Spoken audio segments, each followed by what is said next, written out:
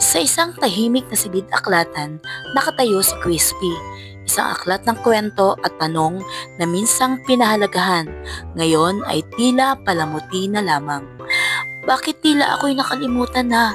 Malungkot niyang tanong sa Diyos. Sana maging kapaki-pakinabang pa rin ako sa mga bata. Pero paano?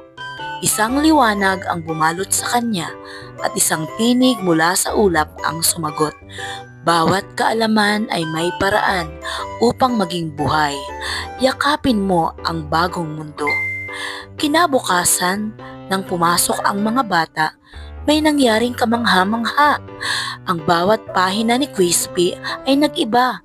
May hologram, animation, at interactive na tanong. Sa bawat sagot ng bata, may liwanag na lumalabas sa pahina. Tila sinasabi, "Tama! Patuloy kang matuto." Si Gadget, batang laging nakatutok sa kanyang tablet, ay dahan-dahang bumaling kay Crispy. Napangiti siya sa mga kwentong nagbubuhay sa harap niya at sa mga tanong na sinusubok ang isip niya. Hindi pala boring ang lumang aklat, ani Gadget. Pwede palang maging masaya at nakakaaliw. Mula noon, hindi na lang palamuti si Crispy. Naging tulay siya sa pagitan ng tradisyonal na kaalaman at makabagong teknolohiya. At natutunan ng mga bata, may mga bagay na masarap basahin, damhin at matutunan ng dahan-dahan. Tahimik na ngumiti si Crispy.